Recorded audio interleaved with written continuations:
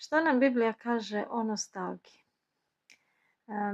Mi smo svi nekada nostalgični za nekim boljim vremenima, razmišljamo o prošlosti, o stvarima koje su bile, pa čak i o nekim lošim stvarima koje su se dogodile, koje nisu baš tako, koje čak želimo da zaboravimo, ali se često njih sjećamo. To je normalno osjećanje, ali nije baš konstruktivno. Ne možemo reći da od nje možemo da imamo neku veliku korist, naprotiv. Dosta može da nas unazadi, da učini da stagniramo. I Biblija isto na neki način govori o tome, zato što u Svetom pismu imamo baš u knjizi Propovjednikovoj, u 3. glavi, dakle knjiga Propovjednikova 3, od 1. do 8. stiha, dakle prvih 8 stihova tog poglavlja, upravo govori o tome da postoji vrijeme za sve.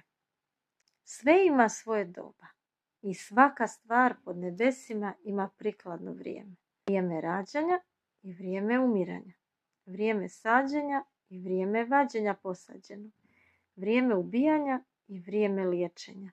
Vrijeme rušenja i vrijeme građenja. Vrijeme plakanja i vrijeme smijanja. Vrijeme žaljenja i vrijeme igranja. Vrijeme razbacivanja kamenja i vrijeme sakupljanja kamenja. Vrijeme grljenja i vrijeme rastajanja. Vrijeme traganja i vrijeme mirenja sa gubitkom. Vrijeme čuvanja i vrijeme bacanja. Vrijeme cijepanja i vrijeme ušivanja. Vrijeme ćutanja i vrijeme govora. Vrijeme ljubavi i vrijeme mržnje. Vrijeme rata i vrijeme mira.